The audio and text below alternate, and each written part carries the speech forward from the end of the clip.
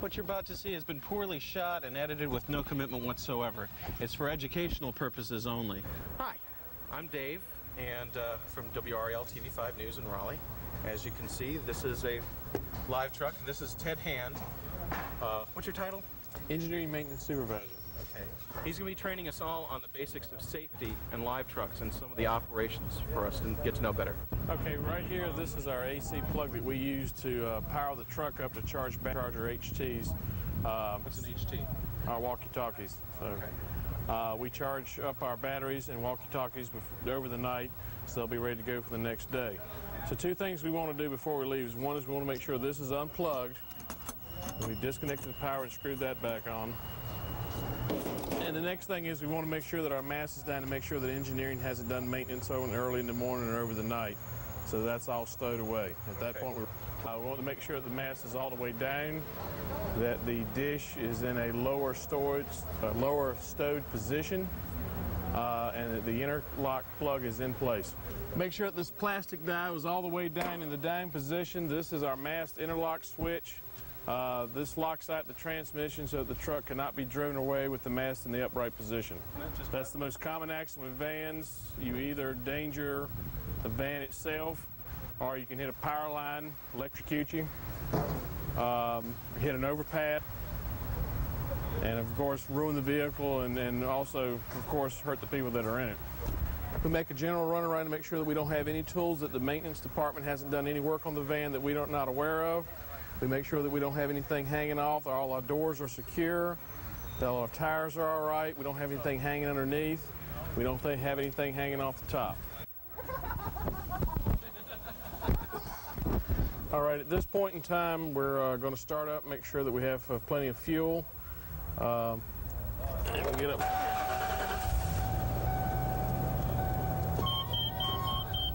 Now that warning indicator shows me that I've left with the mast in the upright position. And of course, this vehicle won't go anywhere until I replace the mast switch.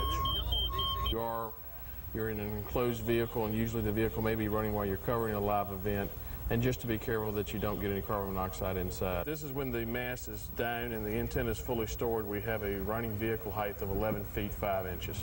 Okay, this one here is that you can be killed if mast comes in contact with power. Flashing light indicates that the mast is up or the jack extension.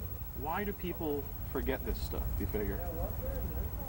In a hurry. Most of the time they're in a hurry. They're either in a hurry to cover another story, they're hurry to get home, they're hurry to get off of work. They're just in a hurry. It's just they're not thinking. Okay, the first thing we want to do when we're at our location is we want to make sure that we're on level ground, that we don't have an incline to front and back, and we don't have an incline from left to right. We want to find the flattest possible area that we come across. Okay, why is that? Because when the mast is extended, if we're at any kind of incline, the mast, as it extends upward, will push out away from the van either to the left or to the right, forward or backward. This will cause inaccurate aiming and will also cause the mast to bind up when we try to put it down. We want to make sure that we've got our parking brake fully extended and we have placed the transmission in park. When parking the truck, we want to make sure that we don't have any power lines overhead, and we usually want to judge that at 2 lengths of the truck, which works out to about 35 to 40 feet. Okay, we also want to make sure that we don't have any exhaust obstructions, as we talked about the carbon monoxide. We also want to make sure that when we swing the door out that we don't have any traffic obstructions, that we're impeding into the highway, or we're blocking any passages. This particular truck has a liquid-cooled generator, and the things we want to check on a regular basis is first is our coolant level, and we have it marked here, our maximum, so we can check that visually. Every day or so we also like to check our oil level, make sure we have proper oiling. Also located here is an emergency start-stop switch. In case the remote switch inside the van fails, we can start the generator back here. We have fuses for our circuitry here, and we also have our main AC breakers are back here. Okay, now that we've gone around the truck, we're now ready to come inside and start our generator. Before we do, we want to make sure our power selector switch is in the off position, and that our voltmeter and ammeter switch is in the off position. Focus, Dave. There we go. Okay. At this point in time, we want to start the generator. Start. That's okay. At this point in time, we want to come in and start the generator. Okay. We then turn our power selector to generator. our voltmeter ammeter generator. And we make sure that we have between 115 and 125 volts and that we're as close to 60 hertz. As you can see, between 60 and 61 hertz is acceptable. On this particular truck, the mast will not go up until the pin has been removed from the... And why is it important to watch the mast go up?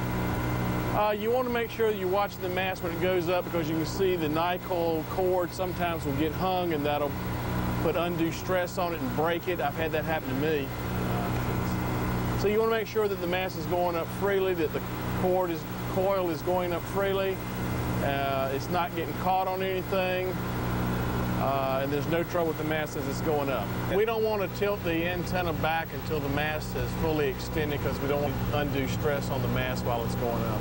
After the mast is fully extended, at this point in time, we're going to tilt up the antenna to a raised position of 90 degrees, and then we will start tuning in our azimuth. We will contact our tech control on two-way and perform that. Okay, now that we have triple checked everything, we've got we're ready to tune in with our tech control for our engineering department. Before we power up, we must ask permission. We want to make sure that we have our video source and tone as our audio source before we do so. And when we get permission, simply reach down here and we start transmitting. Before we come up, we have permission from our engineering department. We want to make sure that we're on the right channel. While we're doing all of this, we want to make sure that we're in standby so that we don't actually go into transmit until we're ready to. This way we can preset all of our offsets and channels before transmitting. At least once a week, we want to check the oil level in our oiler, which is connected to our compressor, injects oil into the mast to make sure that we have free mast movement, we don't get any kind of binding, and it lubricates the mast.